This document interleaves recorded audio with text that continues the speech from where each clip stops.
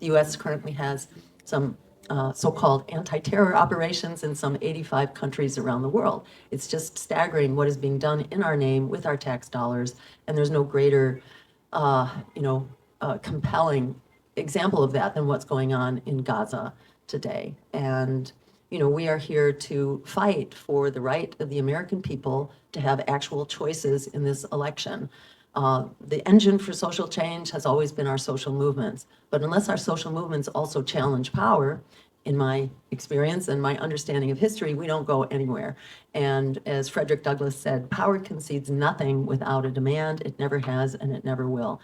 One nuclear submarine, as I said, has enough to explode the equivalent of 5,000 Hiroshima bombs, which is more than enough to put us into a devastating nuclear winter. And our clueless criminal leaders, so-called leaders, we call them misleaders, are perfectly capable of tripping over these tripwires. They have no idea what they were doing or what they are doing. If they did, they would have signed the nuclear ban treaty, for one thing, a long time ago. So these problems can be solved, and by allowing the parties of war and Wall Street to continue dominating everything, including our elections, is an affront to the American people. The American people are tired of being thrown under the bus and are clamoring for other choices, and we are determined to give them that. We have petition drives going on now in many states, but the important thing to know is that we're already on the ballot in most of the population. So we have 75% of the work done. And if we continue that work, we will be the one pro-worker,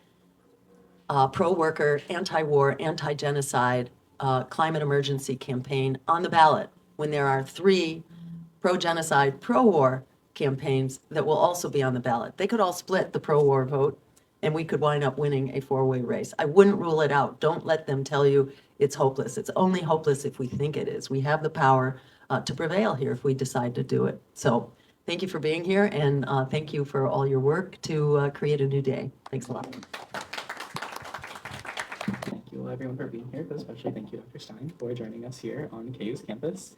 So just a quick introduction of myself. My name is Grant Misi. I am a junior student in music composition and environmental studies. I use he, him pronouns, and I've been a Kansan all of my life. So those are the positions that I'm speaking from. In addition to, I represent KU's hub of the Sunrise Movement. So it's a national organization, of course, and we are just one specific local hub that is really worried about what happens here on campus in our learning community here. So let's see, I have everything written down here, so I will be referring to it pretty regularly just to make sure I stay on track and also cover all the points that I would like to cover. So of course, I'm going to talk about the Green New Deal because that is what Sunrise primarily represents. But I also like to first recognize that you have been representing the Green New Deal nationally since 2012 at least. So I won't pretend that you don't know anything about it. And that was before the Sunrise Movement even existed. It came about in about 2018. So many of the core tenets still exist about a dozen years later, but there are some things that have changed, including some things have become law, which of course has had varied effect and generally has been watered down versions of what we asked as a movement overall. So that is the world that we live in. I'm sure you're aware the IRA and the the American Climate Corps are the 2 primary wins that the Sunrise Movement has been able to get. And we count them as wins, but we don't count them as the end result that we are looking for, of course. What ways have you adjusted your stance on the Green New Deal to match present day circumstances? What aspects of a Green New Deal would you prioritize in office? And how will you help popularize instead of polarize a Green New Deal so that we can see success across the nation? Great. Wonderful questions and really great work. Thank you for all you're doing.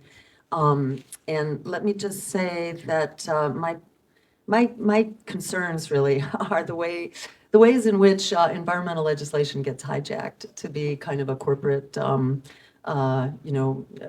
giveaway in so many ways. And this is true of the Inflation Reduction Act as well. And what I find most the most prominent feature of the Inflation Reduction Act is the fact that it's a fossil fuels first act. And it mandates that 60 million acres of offshore waters must be auctioned off every year for fossil fuel development. 60 million acres offshore and 2 million acres onshore. This from a president who promised that there would be no more use of public lands for fossil fuel extraction. And this is devastating, not only to the natural environment, but also the communities that are impacted by, the fossil fuel industry. And Cancer Alley, is just kind of an example of it. The people who are extremely sick or the native populations, because the fossil fuel development along the coastlines is fed by then the methane, basically the liquid natural gas, which is then extracted often from native lands, and without the permission of the native peoples. So this is it's a horrible infrastructure, which is an environmental racism, an exercise in environmental racism too. So there's enormous injustice in this fossil fuel development, and it is extremely destructive to the climate. And much like Obama's all of the above, which was about providing some renewable energy, but also massively escalating fossil fuel production, this is it's extremely deceptive and misleading. The climate, if you're thinking about the climate and stopping a climate catastrophe, the climate doesn't care about renewable energy. People need energy, but the climate doesn't care. So you're not solving the problem at all by creating renewable energy. And by massively upscaling fossil fuel production, you're really destroying the climate and you're accelerating climate change. And as, because of this rule that 60 million acres has to be auctioned off every year for 10 years before any renewable projects can be built, this is a complete hijack of the legislation. And, I had spent a lot of years thinking that I was getting somewhere, trying to reason with our elected officials who unfortunately are bought and paid for. And one other thing that ties in here is the whole Nord Stream disaster. If you spray paint a bulldozer for a pipeline, you're going to jail now, maybe for 5 years as an eco-terrorist. But here you have the White House basically either giving the thumbs up or committing themselves the worst act of environmental terrorism ever in history, and then suppressing any investigation into this. It's pretty clear who done it, simply because they won't allow it to be investigated. So what that did, and there were high fives all around at the time of that explosion, from the State Department, et cetera, how excited they were that they've opened up this great new market now for fossil fuel extraction and sales. In the wake of that, 22 new liquid natural gas facilities have been approved. Liquid natural gas export facilities, I should say. So these are all along the coastline, largely located in poor communities, in communities of color, being fed by pipelines that are also running through poor and indigenous communities. Some of them were approved before Nord Stream, so I can't say they all came, but the majority came after the Nord Stream blow up, after basically the market was opened up massively.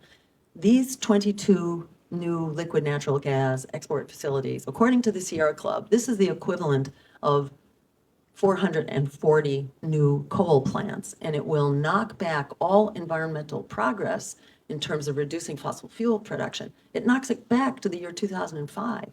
So the bill is basically, in my view, it's mostly a sham, and it has some window dressing, which is great.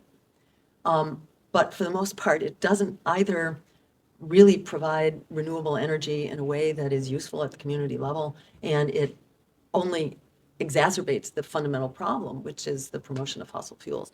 So, I guess in terms of how have our Green New Deal, our emergency Green New Deal, it's very different from the, congressional version of the Green New Deal, which is, to my mind, it's so watered down as to be kind of useless because it doesn't call for the phase out of fossil fuels. Renewable energy production is great, but unless you are banning fossil fuels, you're not going to get there. And it's only going to get worse. And it is exploding right now. Every month it's setting a new world record, as every year is. I think it was $100 billion that was spent on just storms and extreme weather events in, I think it was 23. The Colorado River, which supplies the agricultural production for California, basically out of the Colorado River, you have half the fruits and vegetables for the entire nation, and that is on the verge of shutting down. The Washington Post ran a headline about 2 years ago saying, it was about 1 year ago, saying that this is a doomsday scenario on the Colorado River. And the Washington Post is not usually one to exaggerate things like that. And that is true. There is no plan B here. And the problem has been allowed to absolutely accelerate. We really do have a climate emergency. So, I think my personal attachment, conviction, support for the original Green New Deal as articulated by the Greens, which calls for a 10-year phase out and an immediate cessation of all fossil fuel infrastructure development. I guess, that's kind of what I prioritize, along with the environmental justice commitment that those who are impacted first and worst, communities of color, low-income, indigenous communities, need to be first in line for the jobs programs, the development, the improvement of conditions in their communities. And our Green New Deal, I should mention, goes hand in hand with an economic Bill of Rights, because they're both absolutely critical. And that is our social infrastructure is as critical as our climate and environmental infrastructure. They go hand in hand.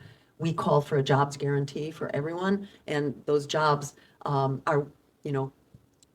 be within the Green New Deal.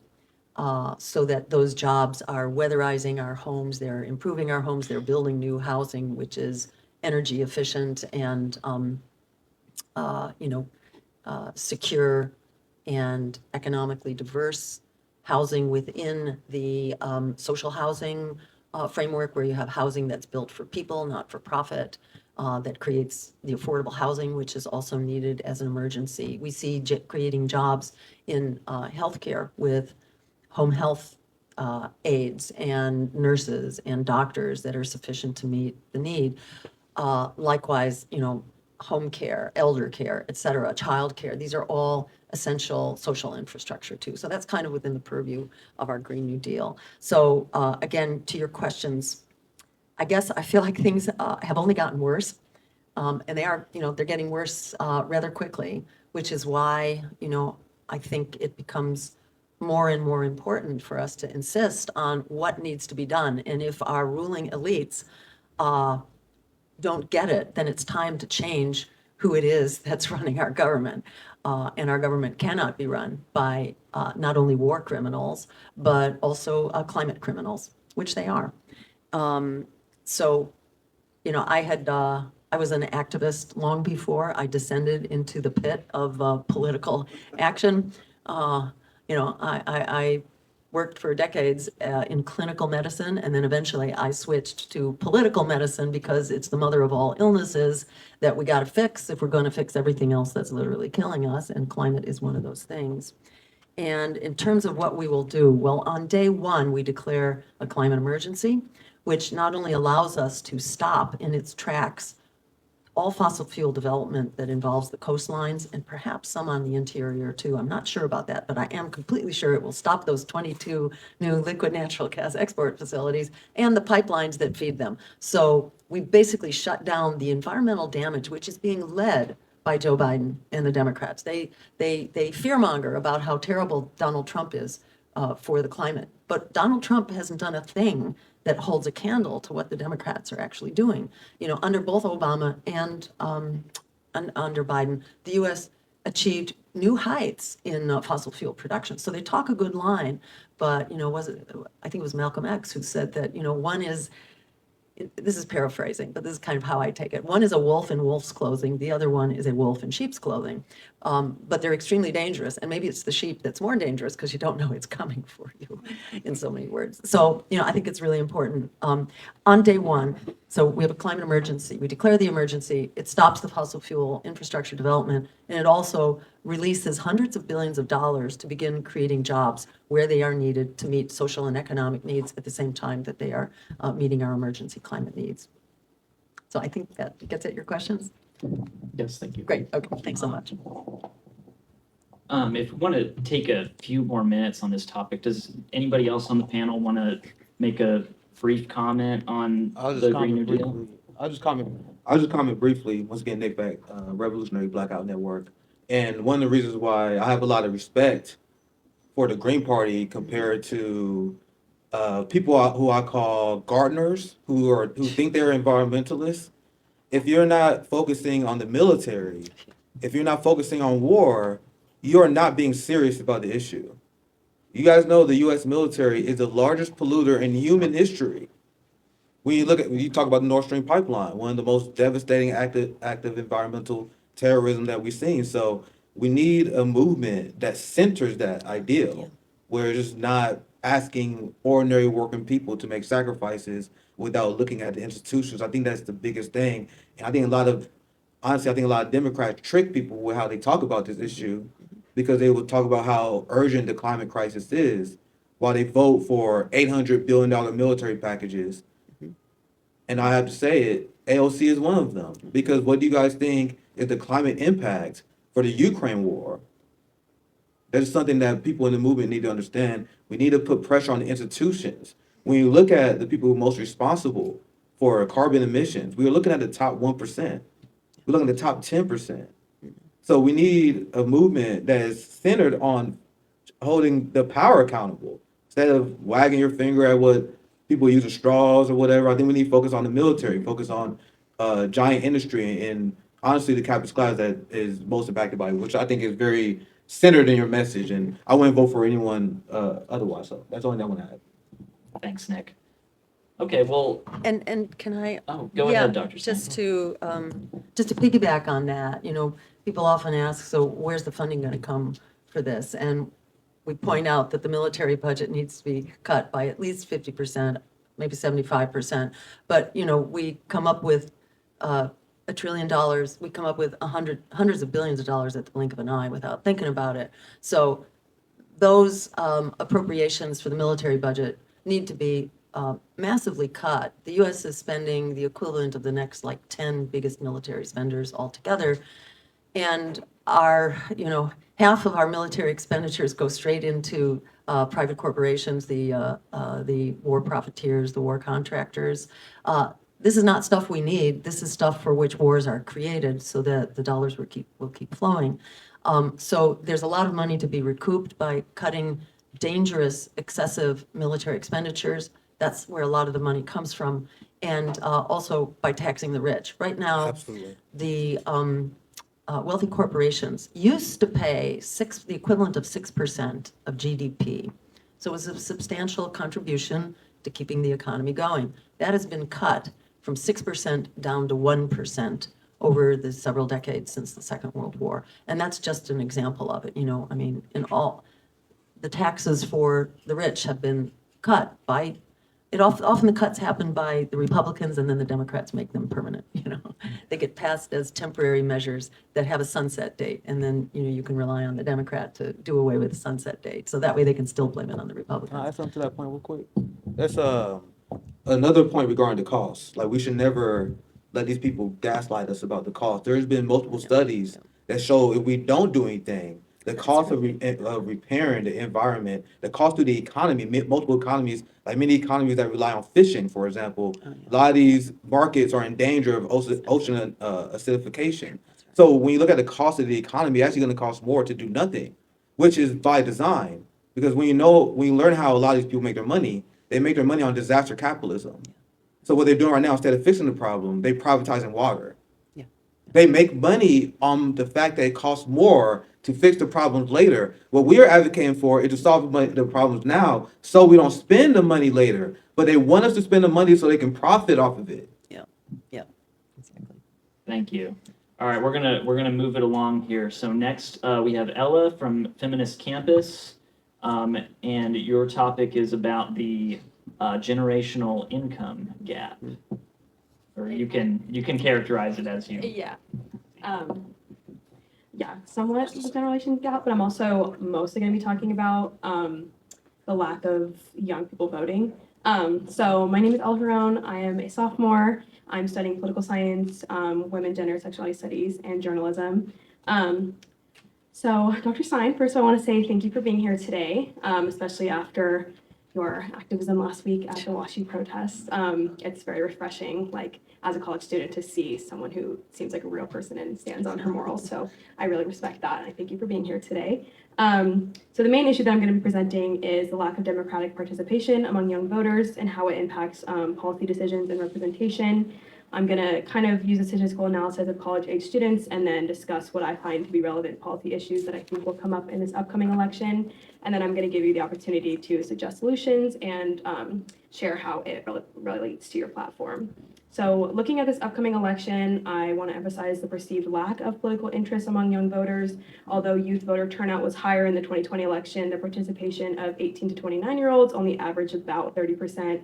And this puzzle of college students being educated while also failing to vote may be a potential roadblock in the upcoming 2024 election. Following the war in Ukraine and Palestine, as well as the war on women within the United States, polls have shown that issues are driving young voters, not political affiliation or bipartisan politics, and this can be a booming opportunity for the Green Party. The most influential policy issues that determine youth vote turnout are abortion rights, social justice issues, protecting identity-based freedoms for racial minorities and members of the LGBTQIA+ community, gun control, and climate change, which is a major motivator for voters that will work in your favor. In the past few years, since the last presidential election, we've seen the January 6th Capitol insurrection, over 1.1 American deaths as a result of the coronavirus pandemic, increasing laws which have or plan to restrict access to voting, the overturn of Roe versus Wade following the Dobbs decision, mass shootings, the tragedy of the conflict in the Middle East, and the reinforcement of systemic oppression, all of which have been in the center of social media and news coverage. So the question is, why aren't younger voters, especially members of Generation Z, not politically active? After the 2022 midterm elections, it was found that only half of youth were contacted about the election and that many faced barriers to registering or casting ballots and that they felt neglected by the campaigns in particular. Over 21% of young people who didn't vote in 2022 said that they either didn't have enough information about the candidates or where to vote, and 9% faced problems with in-person or absentee voting, which also disproportionately affects different race and class demographics. 1 in 5 young voters had trouble registering, whether that meant missing the deadlines or not knowing how to register, and youth without college experience were less likely to be contacted, with 38% of young people not voting due to a lack of alignment with either major political party. In an interview with TruthDig, you identified a fallacy in that the Green Party takes votes away from Democrats, arguing instead that the 100 million voters who didn't come out, including minorities, youth, and poor demographics, are the voters who need to participate. I agree with your statement that the survival of our democracy, particularly in an age of social media, climate crisis, and the current socio-political state, relies on engaging and educating voters. And I think that a party that serves the people and aims to disrupt bipartisan failure is refreshing, realistic, and empowering. And I also understand that a central part of your platform is a change to the Green New Deal, which will fight climate collapse and revitalize the American economy. I will admit that I'm not as educated on the climate crisis. I would love to start to do that, and I think like looking into your platform that will help me do that. And I wrote this before. We talked about this earlier, but I said, without the empowerment of individual voters, it is possible that a candidate like Donald Trump, who under his presidency withdrew from the Paris Agreement and weakened the Clean Power Plan, may be reelected. So following this, I have 2 questions. First, is it in your interest to target younger demographics of voters through your platform, which challenges what I like to call democratic despair, caused by the bipartisan system? And do you think it will be more effective to improve voter outreach by highlighting the climate response initiatives in order to mobilize young people? Because I really do think that that is something that in this upcoming election is going to be so important as a third-party candidate in order to like have an accurate representation of our democracy. And being a college student, I feel like that is something that I've really seen, and it's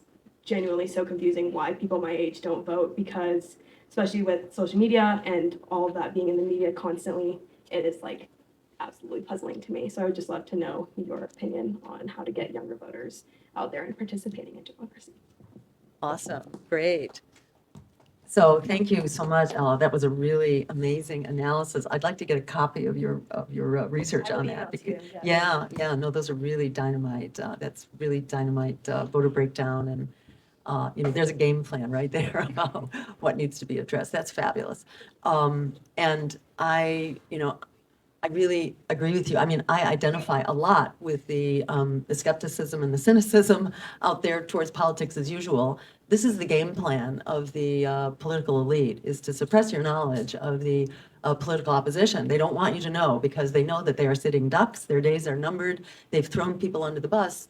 And youth and Gen Z is just the latest oppressed group. There's I think we started calling it generational injustice, that young people are kind of on the firing line now for all the issues of social justice.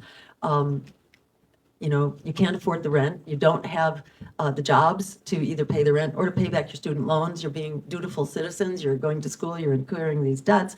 You have no way to pay it back. I mean, the whole notion of student debt is just ridiculous and exploitive from the get-go. Education is a right. It's a part of our economic Bill of Rights that from preschool through graduate school, education should be free. When I was, of college age, public schools were either no cost or very low cost in providing a great education. And then suddenly, as both parties became more and more hijacked by the economic elites, this was like the basis for big tax giveaways. You had to cut the state budget, so it was, who needs public education and higher education? So it's outrageous that these burdens are being inflicted on young people. And to look at polls now, there was a recent Harvard poll, I think last year, that showed that people under 25, about 50% describe themselves as hopeless about the future, to the degree that 1/4 of people under age 26, I think it was, 1/4 of people have considered harming themselves within the last 2 weeks of the poll.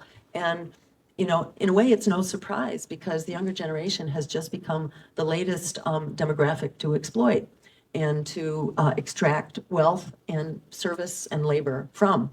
And you're kind of growing up now into this society where the economy has been completely hijacked by the economic elites, and the kinds of jobs that are available to you are just, completely abusive and, temporary work with really very horrendous working conditions and, adjusting schedules so you never have a regular schedule. I mean, the kinds of jobs that are available are terrible, and you don't have prospects for owning a home or for having a family and for meeting the costs of raising a child. So to me, we have, we meaning society, has abandoned its number one purpose, which is to raise up the next generation, to enable society to continue and to carry on. We are a civilization. We have to pass the torch from generation to generation, and we are not doing that. We are, no species has ever survived by devouring its young, and that is what is being done right now. The younger generation is being devoured. So, and growing up in the 60s and being a part of the movement on campuses, we were closing down our campuses. We held open universities and occupied our administration buildings, in order to stop an unjust war. And that's very much what's going on right now on campuses. And I find it it's the most hopeful and empowering thing going on, that so many young people right now are standing up to say, we have a right to free speech, we have a right to protest, and we have a right to demand an end to genocide being carried out in our name with our tax dollars, where the American people already oppose it, overwhelmingly oppose it, and yet they continue on. So this really is an emergency. We are on a death watch for 2 million people right now.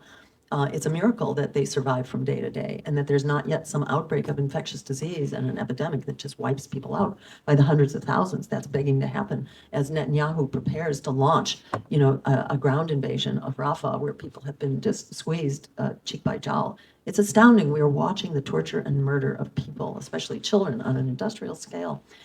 And it is such a tribute to the insight and courage of the younger generation that they're willing to stand up. So we had our own version of this, smaller version, but there were 3 million people who died needlessly in Southeast Asia with the war in Vietnam. So this was, a genocide of its own. That's what empire does. It commits genocide regularly, and usually it's not being live streamed, in real time.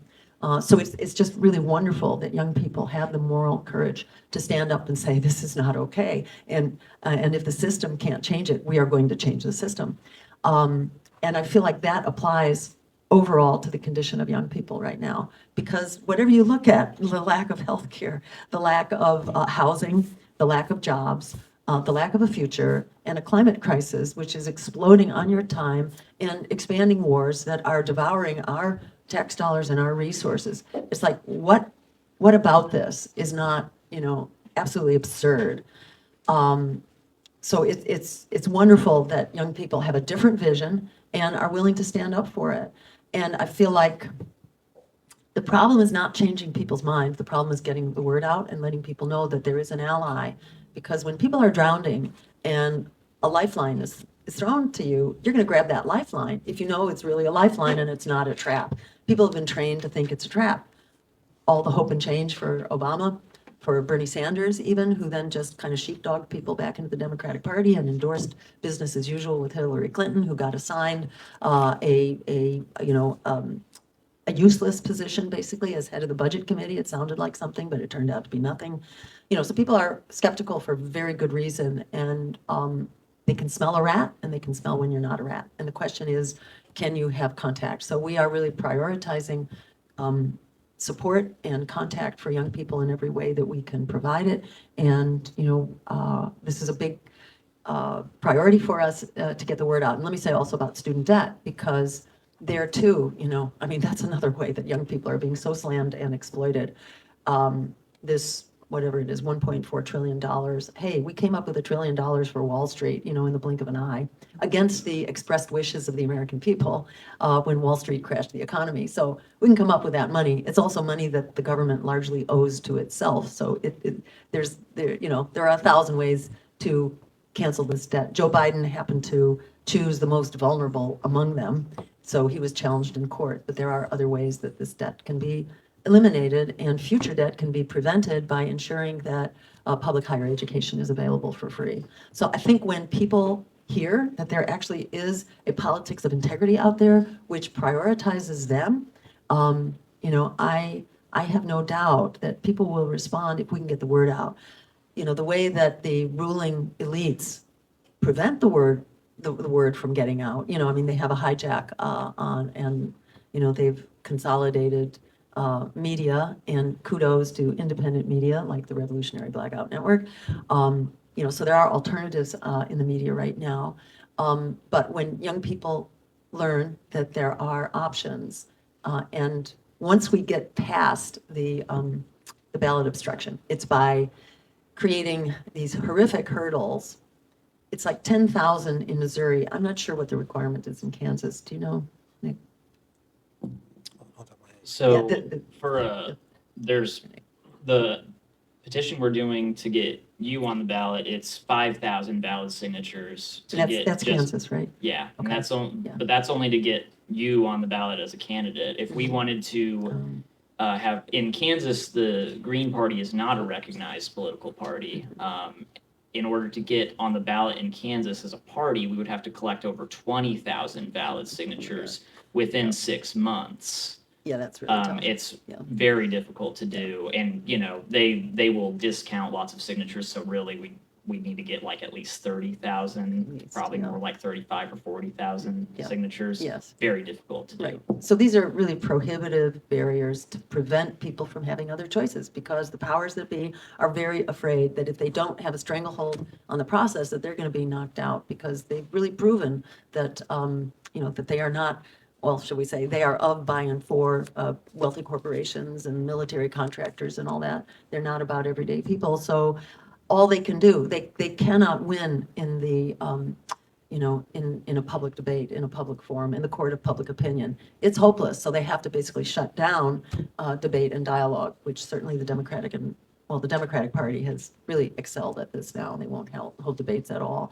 So we have to get on the ballot. If we get on the ballot, and this is kind of consuming a lot of our energy right now, because we've got to be on the ballot in all states. If we're not on in all states, they won't cover us and they will dismiss us as a token campaign.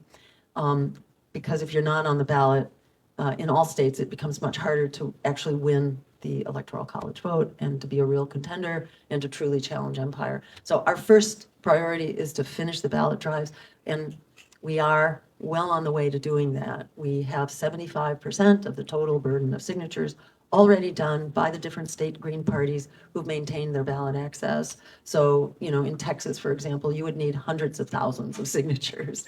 Same in California. We're already on in those states. We're on in Florida, which is also huge, has a huge requirement. Arizona, for some reason, has a really extraordinary signature requirement. So the worst is done. We just have to finish it up. New York is a big problem. New York requires 45,000 ballot signatures in 6 weeks. in 6 weeks. That means collecting, 90,000 signatures in 6 weeks. If anybody wants to go to New York and help, a lot of people are going, because this is where the battle lines are being drawn. Are we going to have an election with real choices? If you don't have choices in the election, it's not a democracy, and it's not a real election. So that's the battle we're fighting right now, but we hope to have that behind us, the worst of it, in the next couple of weeks, and then we will be, going full speed ahead on outreach and the struggle of young people to have, some hope of a secure, just, and fulfilling future. That is achievable, absolutely. If we stop prioritizing destroying the rest of the world, we could bail out students in the blink of an eye. That student debt should be over, and public higher education should be free. These are absolutely doable. We know that every dollar invested in higher education is returned sevenfold back into the economy through economic development. So my hope is that there are going to be plenty of reasons here for young people to mobilize once we get the word out, and when we appear in person to speak to as many young people as possible. Does that address your questions? Yes, thank you. And I wanted to say that it's just so refreshing to have a sense of acknowledgement coming from a presidential candidate, because I feel like I do love the Green Party. It's not because I'm from Colorado and I'm kind of a hippie, but it's just, I think once you get on the ballot, having that sense of acknowledgement to young people that it's not just the same as it was 50 years ago. It's not easy to just go and get a college degree and go buy a house and have a job and start a family, and that you are representing them. And I also appreciate that you're using your education as a woman to do positive things. So thank you for answering my question. Great, thank you so much. I want to keep it moving along here. So thank you for your contribution, Ella, and thank you for your response, Dr. Stein. Probably the most pressing issue currently right now is what Dr. Stein, you've already addressed somewhat, but we want to take a little bit more focus on that now, on what's going on in Gaza and the horrific genocide. And I'm gonna hand it over to Nick Cruse here from Revolutionary Blackout Network. All right, thank you. So, do you guys understand that more children was killed in Gaza in the last 7, 8 months now? Actually, I'm gonna say 5, because this is when I got the data point, because it's way worse now. So in the first 5 months of Gaza, more children was killed in the last 5 years of all wars combined. All wars combined. So we're speaking at Kansas University, KU, bring back memories. People in Gaza, they have no university to go to. Israel wiped them all out.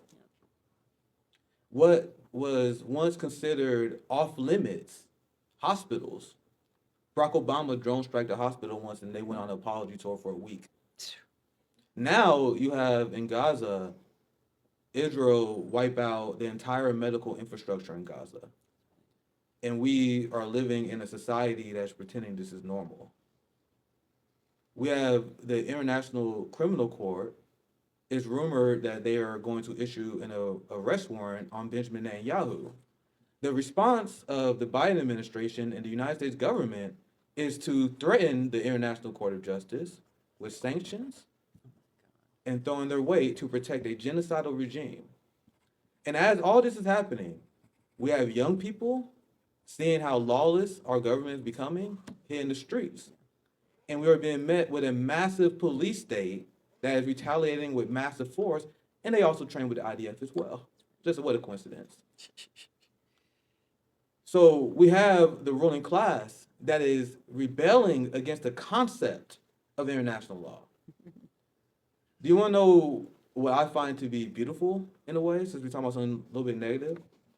We have South Africa, who challenged Israel in the West in the International Court of Justice. Now, think about the lawyers, the judges, the legal team for South Africa.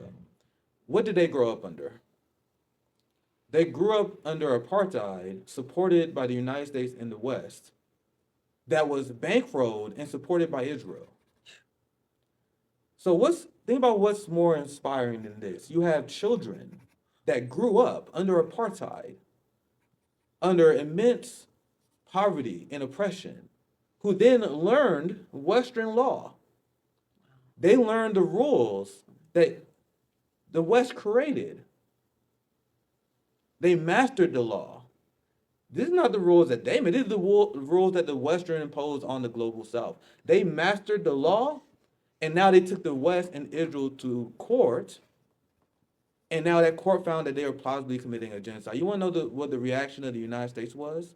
There was a bill that they sent to Congress where they're now evaluating the relationship we have with South Africa because we are holding Israel accountable.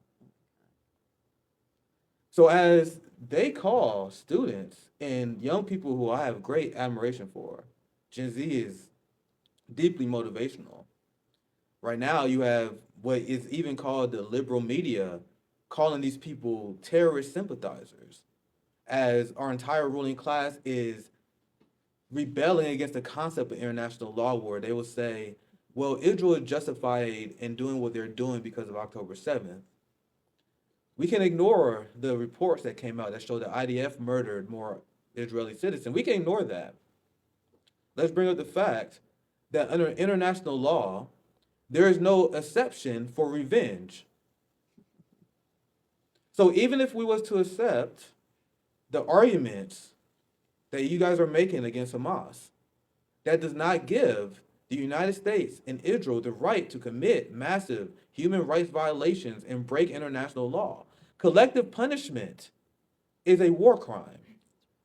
So when you hear Israeli officials, even we covered Lindsey Graham, we covered many people in Congress that said we need to dispel the notion that there's an innocent Palestinian.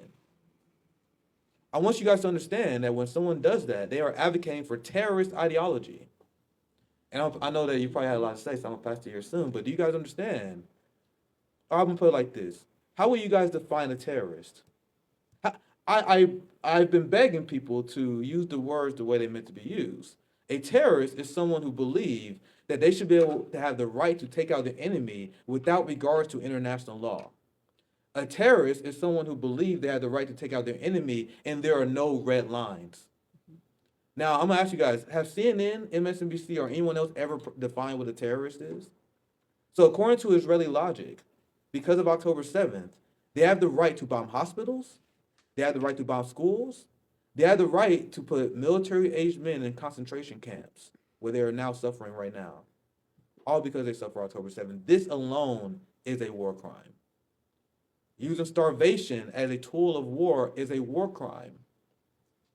The Biden administration had a statement where they said that Israel is now considering letting aid into Gaza. And I don't know if the geniuses in the Biden administration understood that that was a sentence of guilt. Because if they're allowing aid to go into Gaza, that means they was blocking it, which is using starvation as a tool of war. Now I'm gonna get Jill Stein here, because if you're wondering why all this insanity is happening, it's because we have a lobby called AIPAC. And AIPAC, I covered this on my show, sent out a tweet bragging about how 40 out of the 40 of the candidates that they endorsed, meaning bankrolled, won their elections.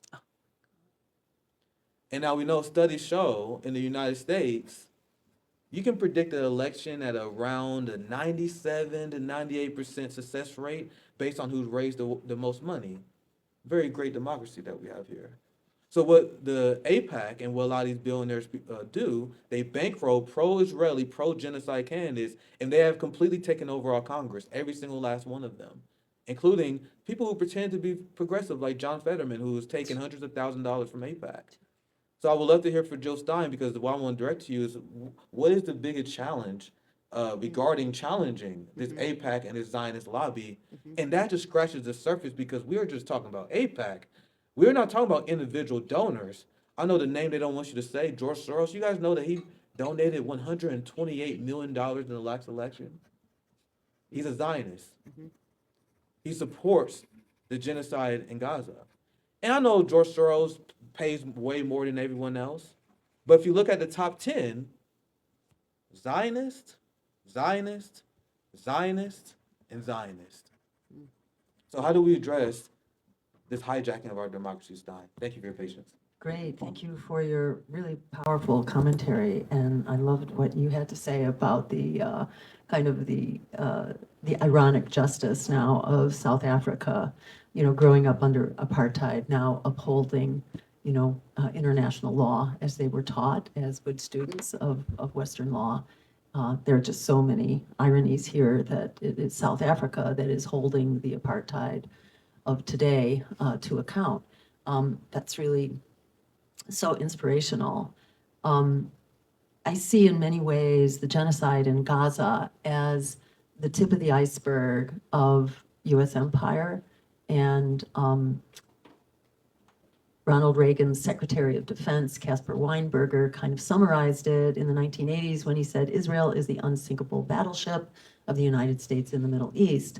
And then you pair that up with the recent description of US military policy, really US foreign policy, which goes by the name full spectrum dominance. It's this notion, excuse me. Sorry, fighting a cold here. That the US will dominate all spheres of the globe, all potential areas of conflict, economic, military, land, that we will have predominance over land, sea, undersea, air, cyberspace, outer space, that we will dominate all spheres of potential conflict, and we will prevent any competitor from rising, even at a regional level, that we will have complete domination and control. And, so Israel is our partner in this, a strategic outpost to control the oil supply in the Middle East. And back in the 80s, we needed that oil. Now we are the biggest exporter of oil. So we don't need it for ourselves, but we need to control it if we are going to remain, oh, thank you so much, if we are going to remain the, empire of the world. And let me just say that we no longer are actually the empire of the world. We think we are. We think we are the monopolar, dominant power. And this is why we're running into conflicts all over the world, because we think we still have control, but we don't. And the economic curves have crossed so that the U.S. is falling well below the rising power of, the BRICS Association and, Brazil, Russia, India, China, Korea, South Africa, and now some of the Middle Eastern countries. So we are no longer the bully in the schoolyard, but we're still acting like we're the bully in the schoolyard. This has to be challenged here. The American people already don't like it. I mean, the American people reliably on polls, unless we are intimidated and misled into thinking that we're under attack, the American people don't want to be spending half of our congressional dollars on this endless war machine. And in fact, the cost to us this year alone for this endless war machine, that is the Pentagon expenditures, of which Israel is a piece, it's a substantial piece, and the affiliated conflicts, because it's expanded, way beyond just Israel and Gaza. The total cost there is $12,000 for the average household. This year alone, it's $50,000 since the post 9/11 wars have begun. What for? Wars for weapons of mass destruction that did not exist, and it's basically one rationale after another for embroiling us in more of these just fruitless, needless wars. Zionism needs to be, what should we say? This is a big wake-up moment. It is. For a lot of Jews. I grew up Jewish, being taught what all Jews are taught, which is that Israel, brought democracy to the Middle East. This was a land without people and a people without a land. So there were declassification of historic documents relating to the founding of Israel. That only began to take place in the 1990s, and there was a whole new generation of historians led by Ilan Pappé, who's really one of the foremost Israeli historians now, who then began this re-examination of Israel, and they began to challenge the mythology that Israel belongs to the Jews. And they really clarified that, well, actually, Palestine historically was a multicultural, multi-religious, peaceful place. And the Jews who were there long ago, they were basically driven out by the Zionists, and they will report also. So the super Orthodox rabbis who fled to Brooklyn to escape the Zionists, they will tell you that conflict came with the Zionists. It came with this notion that we are going to take over this land, we are going to steal it, we will kill in order to get it. In fact, the super Orthodox rabbis say that Zionism is anti-Jewish. When asked why is it anti-Jewish, what they say is that it defies the basic tenets of Judaism as laid out in the Ten Commandments, namely, thou shalt not steal, thou shalt not kill. So Zionism has actually been controversial within the Jewish religion since its origins in the 1800s. And it's only recently that it has become acceptable and fashionable, and then a controlling power within Jewish institutions. It took a long time to get there, and it needs to be re-examined now in a big way because, the other thing from this historic revelations, these declassified documents, it showed that there actually was a terror plan on the part of Israel at its founding. And there was an intentional plan to kill, murder, displace, etc., Palestinians and clear the land, not only in what was declared to be the province of Israel, but beyond that as well, so that Gaza and the West Bank and other territories could also be appropriated. So it's an extremely disturbing disclosure for people who've been raised to think that this land belonged to them. And as someone who grew up in the 60s, I was born in 1950, so I really saw the civil rights movement emerge. It was the same thing. People did not want to have this conversation. There was enormous resistance to it. Its leaders, whether it was Malcolm X or Martin Luther King, they were vilified, criminalized, et cetera, disparaged. So this is a tough conversation, but it needs to be had. It needs to be had, especially on campuses. And the dependence of campuses on war contractors, on large donors, itself is a travesty and is a betrayal of the obligations of a democracy to have a free education system that can actually, represent the liberal ideals of education. That is, actually have debate and dialogue and differences of opinion. But when you have controlling donors or controlling contracts with Boeing or whoever in the military-industrial complex, this really compromises our education and the function of universities. And the fact that these encampments that express our right to free speech, our right to protest, and our right to express what the rest of the world is saying and what the International Court of Justice is saying and what Americans are saying in polls, which is that this genocidal war is absolutely unacceptable. There needs to be an immediate ceasefire and a diplomatic solution. The fact that the universities are clamping down on that is an outrage. So at any rate, I think, I've covered some of the issues here. I think there's a discussion that needs to be had. This is, to my mind, this is the rationale for why you need opposition political parties. That's supposed to be what democracy is about. You're not going to have that discussion unless you fight for power. That is what Frederick Douglass said way back in the 1800s, truer than ever. Power concedes nothing without a demand. It never has and it never will. That's why we are struggling to get on the ballot, because we are the only anti-war, anti-genocide, pro-worker, climate emergency campaign that is on track to be on the ballot. If we are on the ballot, there will be one of us. Bless their hearts, there are other independent candidates, and I don't mean Robert F. Kennedy, but there are others, Claudia de la Cruz and Cornel West, who have the same agendas. Really, it's identical. What's different is that the Greens actually have a grassroots network. We are a decentralized organization, and the different state parties have maintained their ballot access. So we were well ahead of the game, even before the election started. So we can get on the ballot. They can't. Cornel West says, for example, in Texas, that he will try to do a write-in campaign. This is why it's very hard to run solo.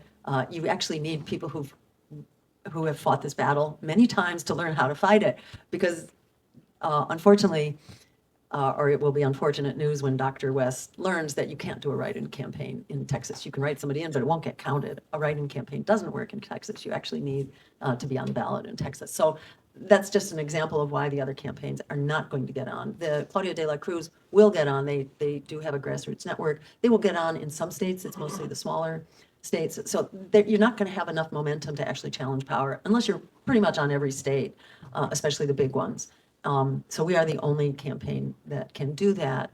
And we can tell people, that this war is over. The minute we turn the White House into a greenhouse, the war is over. And U.S. aid for an apartheid and murderous apartheid state is over and done. So, fundamentally, how we solve this problem is by challenging power and by asserting our rights of democracy to have a government that is responsive to the needs and the wishes of the American people. And it's really, all of our needs and wishes are being violated. It's not only that this is an outrage against basic human values, human rights, it's also that we here in America are paying to the teeth and being endangered by the expanding war, the potential to go nuclear here, but we are very much being impoverished. We spent in one bill 5 times what it would cost to end homelessness in this country. So this is an abomination, and we can fix it, and that's why we are fighting to remove the war criminals from the positions that they occupy currently, holding our future in their hands. They need to be removed from power as quickly as possible.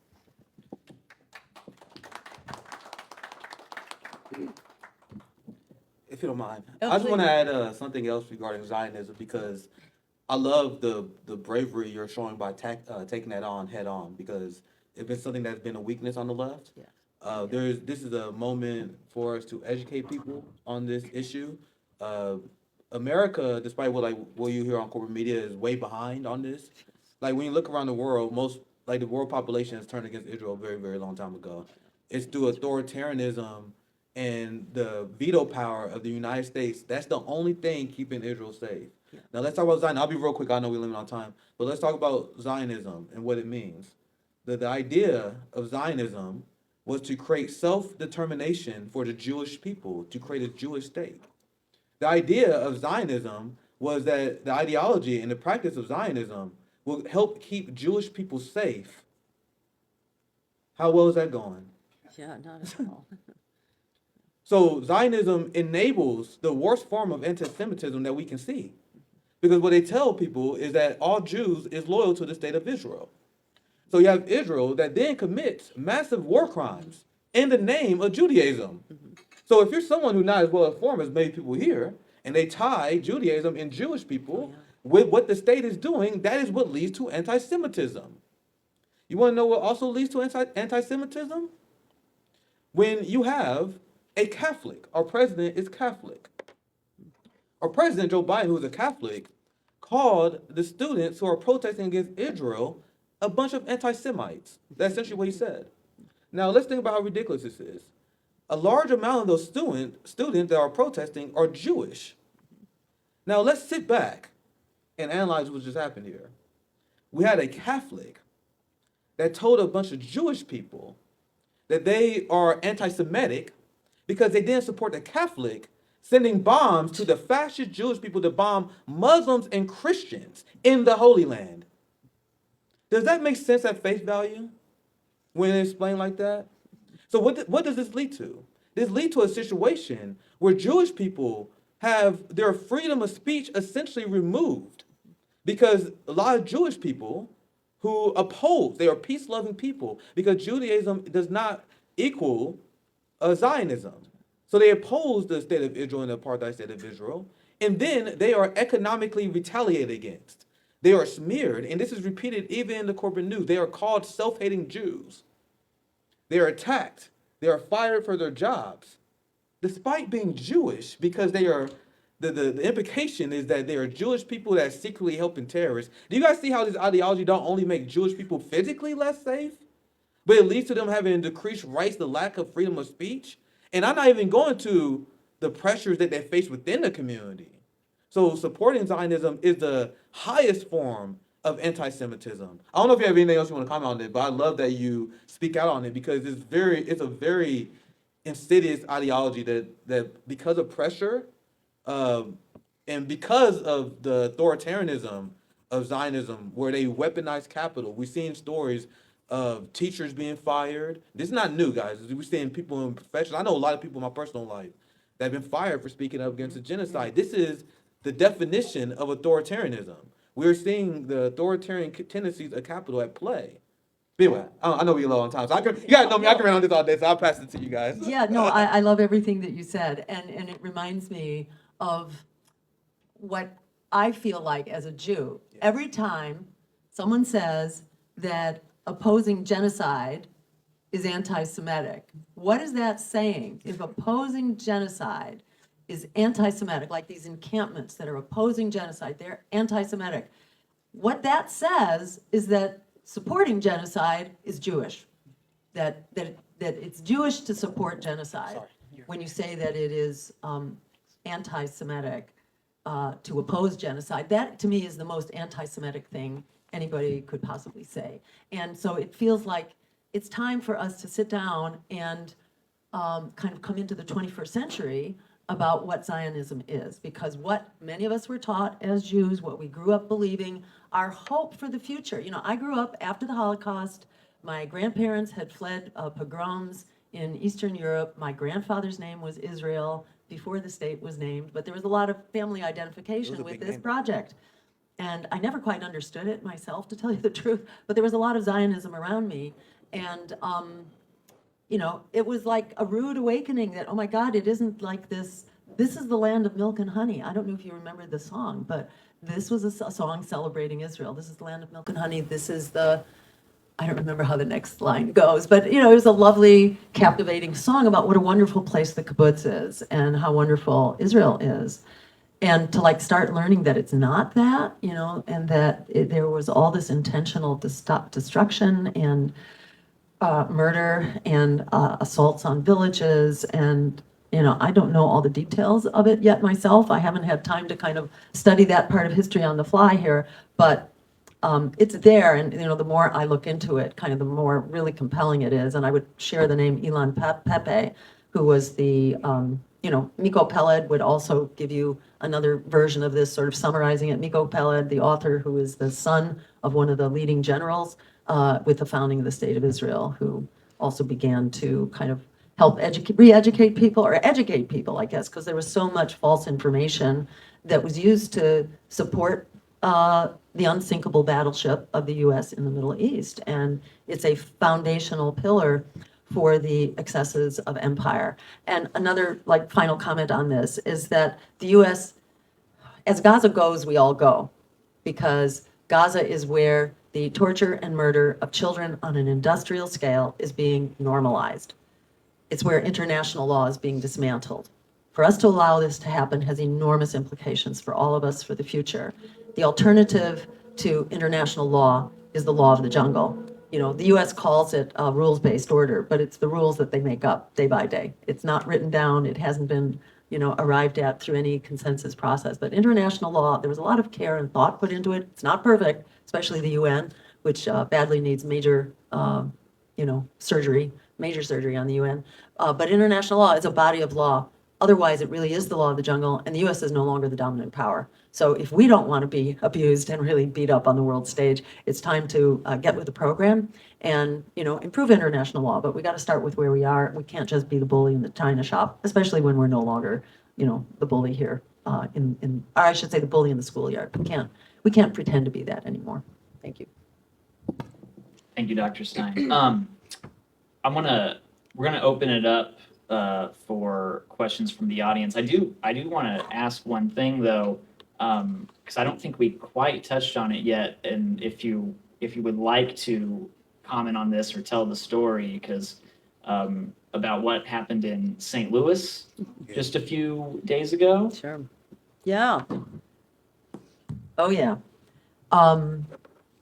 We had done a campaign event at the public library, which was a few blocks away, and there were some amazing students there from the encampment who were talking about their encampment in the course of our meeting. It was really powerful. And another student who wasn't like part of a delegation to that meeting, another student came up to us afterwards and asked us if we wanted to come to the encampment just to show support for it. And we said, sure, of course, you know, we think this is really critical stuff. So we came, and once we got there, then the students who were there asked us, would we please go talk with the administrators and see if we could help de-escalate things, because they, you know, reported that the cops had been called out. So I myself and two of the representatives to the city board, the aldermen, 2 aldermen were there, including the president of the board of aldermen. So they went also to try to talk to the administrators, and they basically, you know, didn't have much impact. They sort of held off for a couple of hours, during which time the students asked us, would we please come and join their lineup, in the hopes that if we were at the front of the line, we would help prevent the police from, trying to arrest us. And it didn't. And in fact, the cops seemed to be targeting me. I can't say that for sure, but they were carrying Oh, bicycles. they are. up. Oh, they definitely I are. can. Did Okay. target you Yeah, for they sure? did. I was there. Yeah. Definitely. They definitely So, do. and they raised their bikes up, so it's not like they were moving their bikes. They were, really assaulting me. And we were linked arms, so it was hard to break through. And they were basically pushing me over. If you see in the video, you can see that I was pushed back like this. I was like at a 45-degree angle, and with a bicycle on top of me. And at that point, the cop picked up my right foot to flip me over backwards underneath the bike. And I was able to jerk my foot out because I didn't want to fall on my head. I happen to have osteoporosis of my neck, so I was not anxious to break my neck. And I was able to jerk my foot away. And he then informed me that I was under arrest for assaulting him. And, I got knocked down, turned over, cuffed on the ground, and then walked over to the paddy wagon where Kelly arrived before me, after me, I don't know, but there's also a lot of vivid footage of them throwing her around like a rag doll. I mean, I'm just amazed we didn't really break a lot of bones. Jason got beat up, but I guess he's okay. Took 4 or 5 of them to take me down. And we were in very good company for most of the time because they arrested everybody there. It was about 100 people who got arrested. And we were all in the jail cells being processed together. But then at the end, when we thought we were getting out, I got diverted. And I then went a different pathway. And there was nobody there. It was just me. And then eventually I found another gentleman who had also been charged with assault. And there's footage of him too. He was a professor of Middle East Studies from the University of Illinois. He was just taking pictures. He was just live streaming or maybe just making a video. And he was attacked, brutally attacked by several cops who knocked him down, flipped him over, cuffed him, and then dragged him by his feet on the ground. And he was really roughed up. And so it was just, and he was charged with assault. So it was just him and me that were separated off from everybody else, which is a little bit alarming. And then we were processed as if we were being admitted. And, we had kind of the medical consultations, had to give urine specimens, and it looked like we were going to be admitted to the jail. And then without, and fingerprinted and everything. And then, and photographed to get our mugshots. And then suddenly they said, okay, now you go through that door.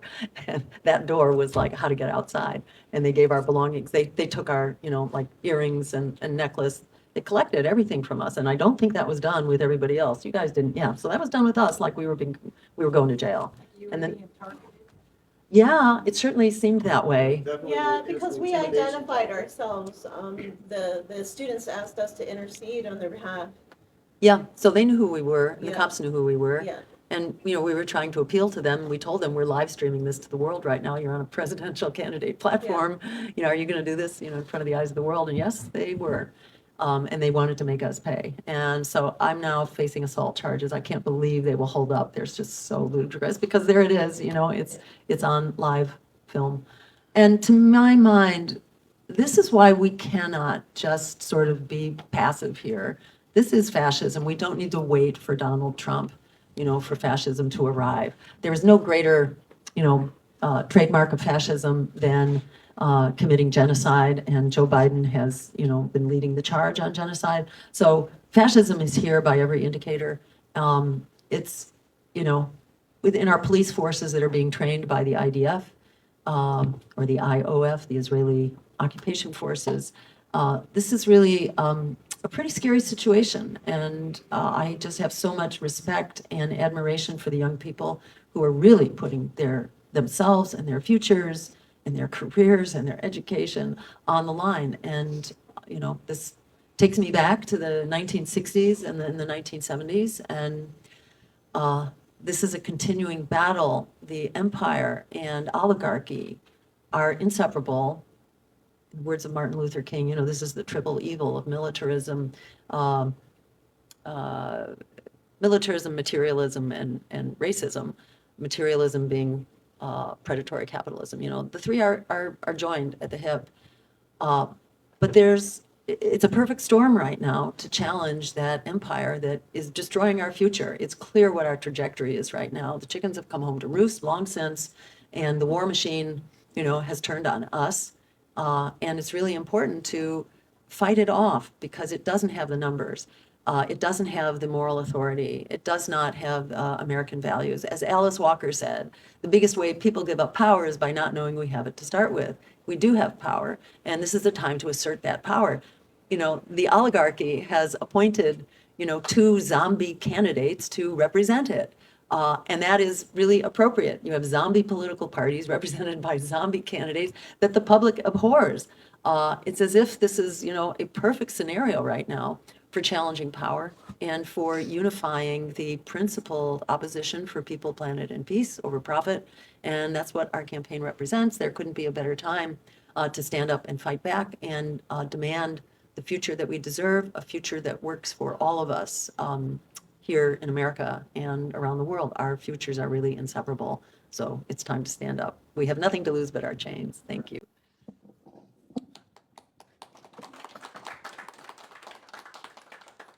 Look at Joe being humble.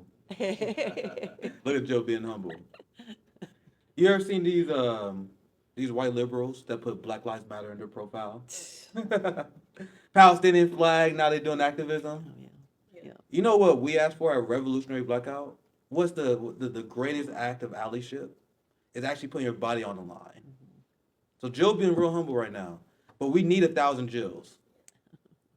There's a lot of people that put hashtag Black Lives Matter, and that's all it takes. No, this is exactly what we need, and that's why I'm proud to vote for you, because that's what is no talk. Like, it's game time right now, and we don't want it to happen, but this is the reality of what my community been dealing with for decades and decades. Oh, yeah.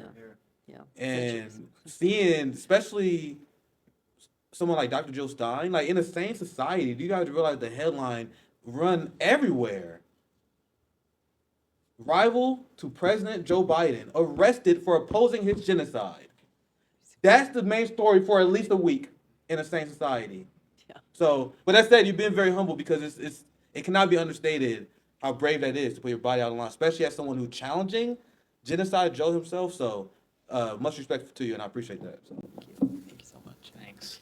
I want to open up for questions, but real quick, I want to give a chance for Ella and Grant to say some other words if you guys would like to. Otherwise, we can just open it up to the audience for questions. Would you guys like to say anything else? Well, I would like to speak on a couple of things really quickly. I am also Jewish, and I grew up going to a Reform temple, very, Yeah. I would say, light interaction with my faith. I am in Kansas, and so that there's not a lot of other Jewish people to be around to share experiences with. And so one of the things even in my Reform temple, I was told was the moment that Israel lays down its arms, it will be attacked and it will be destroyed. Yeah. And ultimately, time and time again, it seems like they're the ones holding the most arms and aiming them more than other countries in the region. And I still have to have these conversations with my family. I had one on Sunday, and it's very difficult, and there's a lot of internal pressures from my own community, whereas I come to my college campus and I find a lot of support for different types of ideas, and then there are other... Essentially, there are so many layers to being a Jewish person in America, and many of them are erased by either side of the spectrum, including my own community, as well as those who have no love for our community. So I would say thank you for being a Jewish voice on a national scale, when there are few that I feel I can look to. Yeah. So thank you for that, and then also thank you for recognizing what it is that is motivating young people to engage in politics right now, and trying to hold on to that and say, I am listening, this is what I recognize as your primary concern, so that is where I will meet you, as opposed to sticking with what has generally been white liberal politics of, like, yes, I care about the environment, but that is not the only issue I care about, and I'm not going to choose environment over justice. Yeah, great. So thank you. Wonderful. All right. Well, does anybody in the audience have a question for Dr. Stein? Go ahead.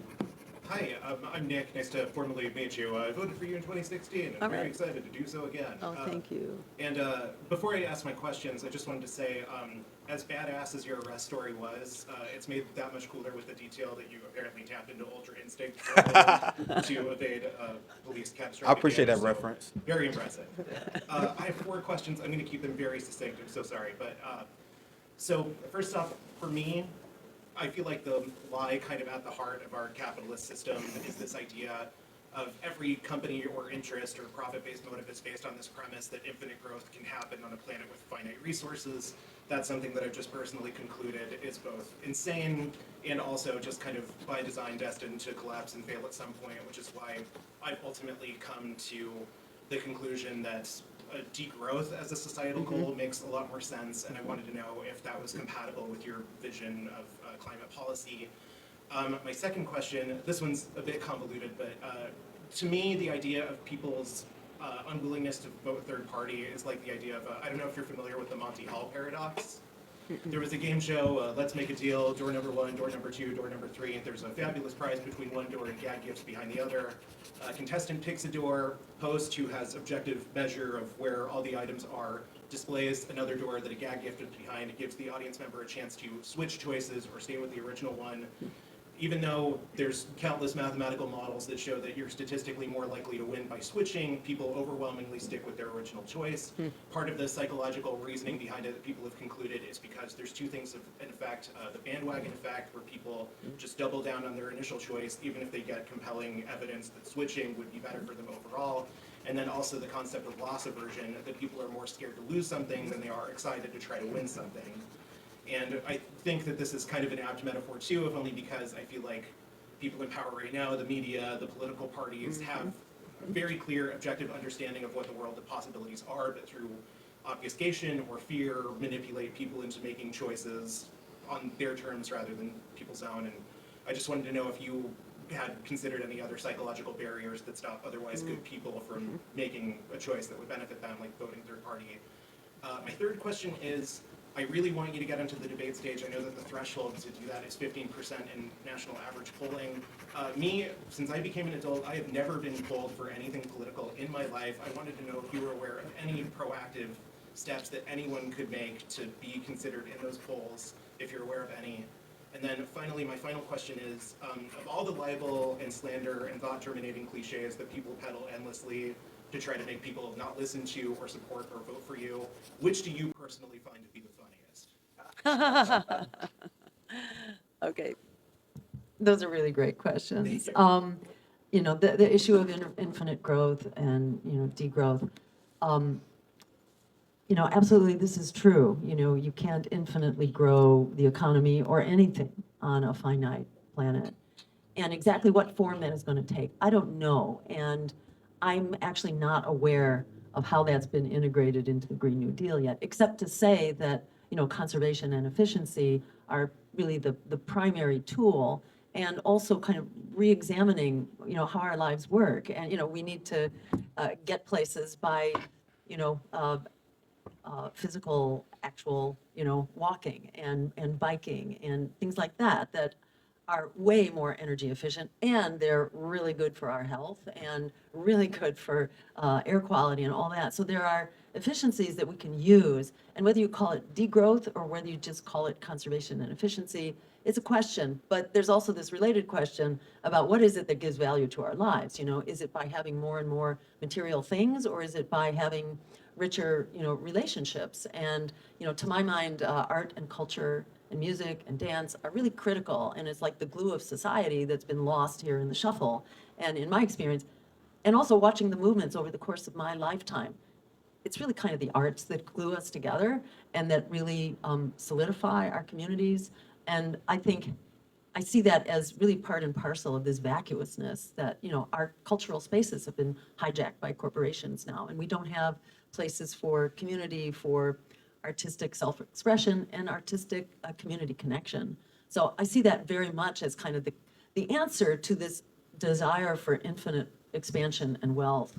And I think it reflects kind of a, you know, arrested development, you know, kind of the incapacitated human development of people who become oligarchs, and who become billionaires, and for whom the pursuit of infinite wealth, you can never have enough because there's so much emptiness internally because one isn't kind of connected in a human community. So I think these things are very much, these dots connect. So exactly what form that takes, I'm not sure yet, but I think we are going to have an evolving conversation here. And if we can get to the point where we win the White House and turn it into a greenhouse, you've got a lot of bully pulpit from that position, and you have a great chance to really help educate and empower people to a future that actually works for all of us. And I also want to comment there that our goal is to make, the occupant of the White House not just the commander-in-chief, but the organizer-in-chief, so that we can actually mobilize people to be the driver of policy change.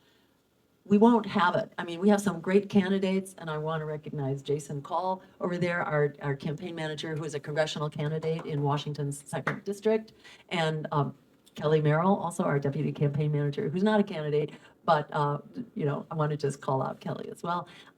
There are great candidates out there that could be elected into Congress, so we actually could have people to drive policy in Congress. But the real driver of policy needs to be grassroots in our communities, and the institution of town hall meetings has been basically gone into the dustbin, and elected officials need to be instructed by their communities and need to meet with them face to face. So things that people don't understand right now, we may come to a place of greater understanding in the future. Right now, most people think of degrowth as a very scary and threatening thing. So I think we need to kind of move to a place where we understand more what's the price we pay if we continue to grow the economy without end. So I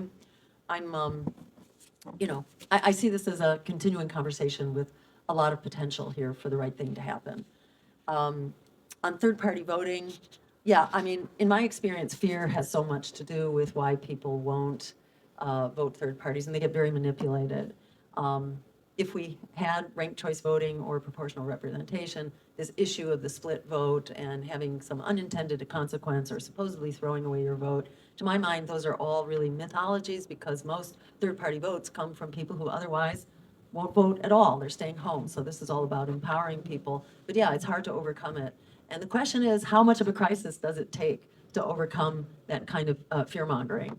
And we'll have to see. But, all the polls suggest that we are in a completely unprecedented place right now.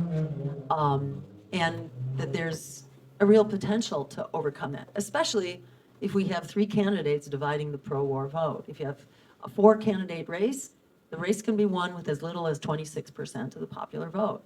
So there's a huge incentive here if people really understand that this is potentially a winnable election.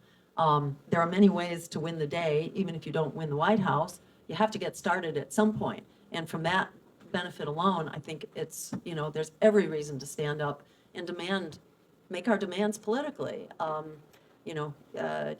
Silencing yourself is not a political strategy, and that's what you do if you're just voting for the lesser evil, if you're sticking for what you've got. So it's going to take a lot of educating ourselves and each other to have the courage of our convictions. And that's what we're kind of seeing now on the campuses across the country, spreading like a wildfire.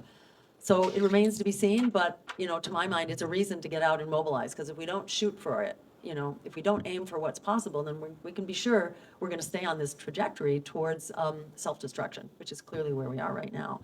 And let's see, debate stage. I don't think they're going to hold debates, no matter what. I mean, they're not holding debates right now. If you achieve their threshold, they'll change the threshold.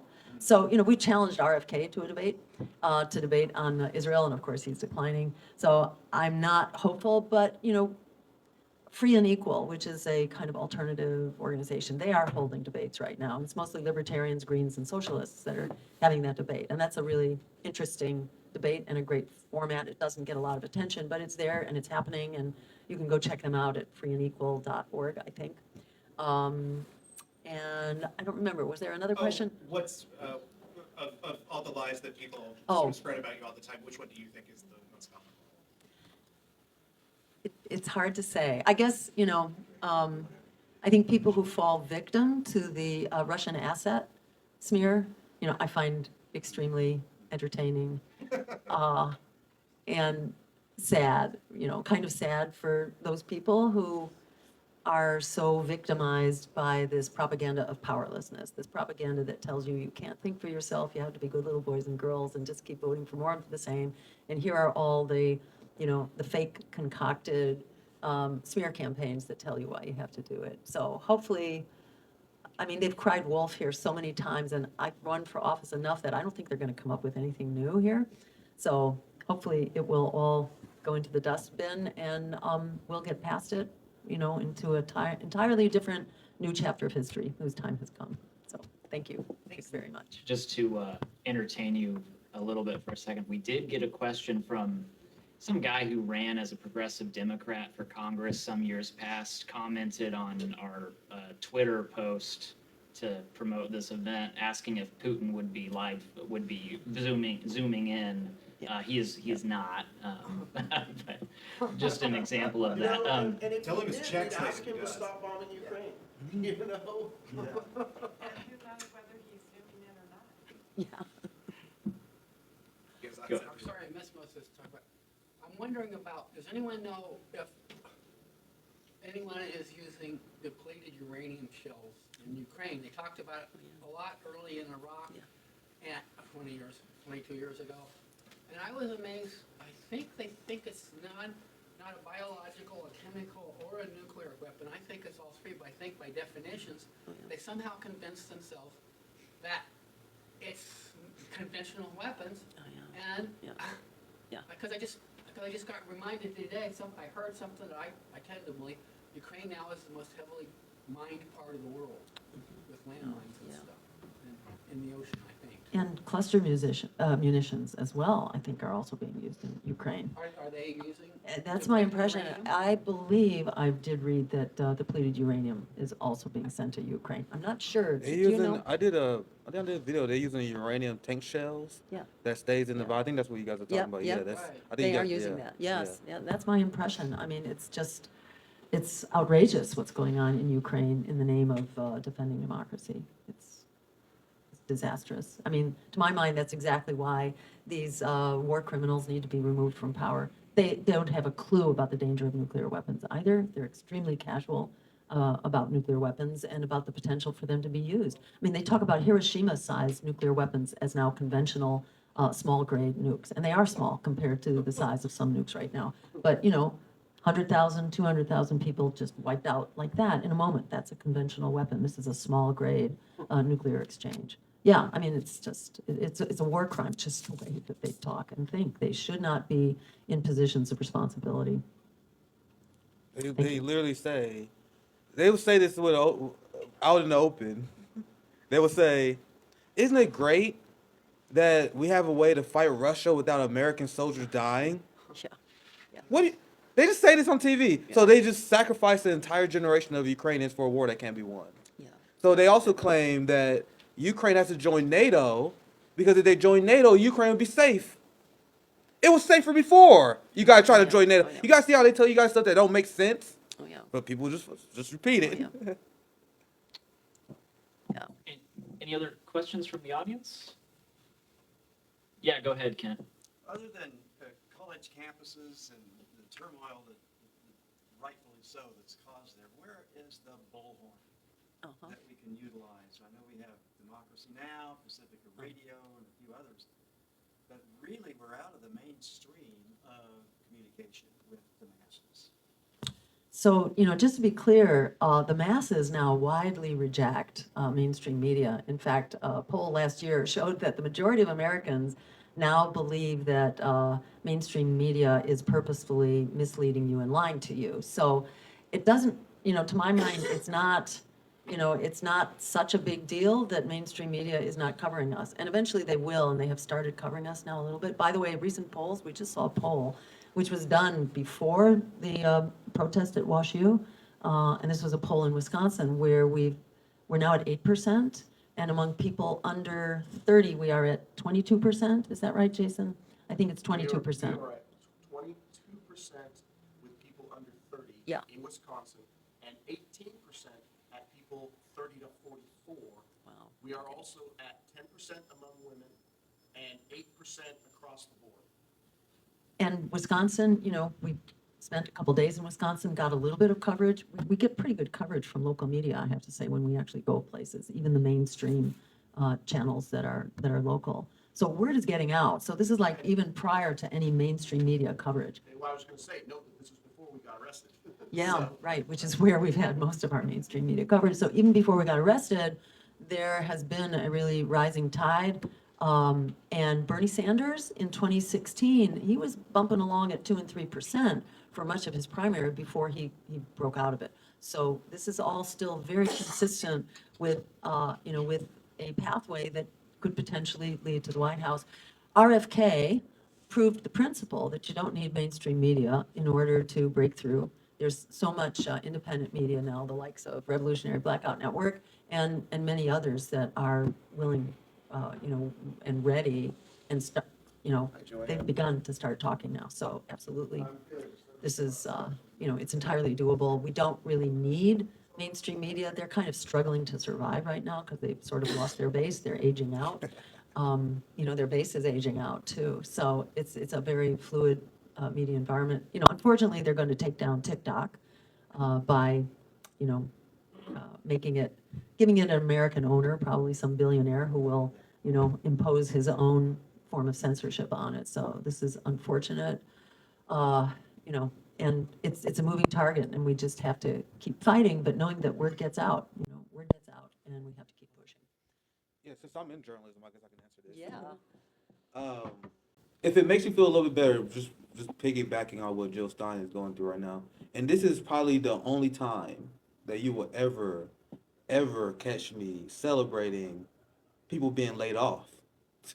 That would never happen.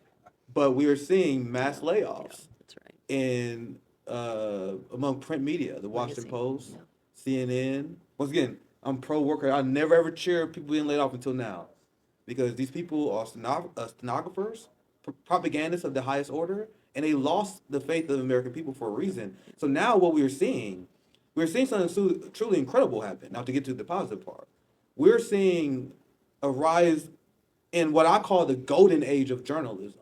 And people don't know we're in it now, because I think people are going to talk about it later. Like, we're in the golden age of journalism.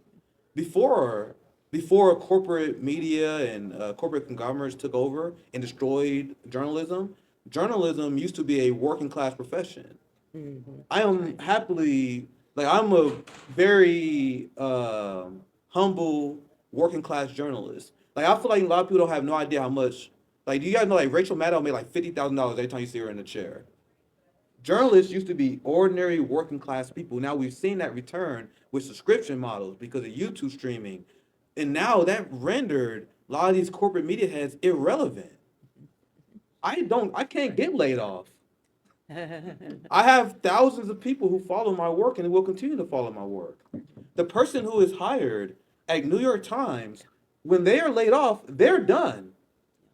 No one cares about what they say. They are only representative of the brand, and we are seeing more and more layoffs because the billionaire funders who funded all these print media, like the Atlantic, for example, they're pulling their funds because they realized they made a bad investment.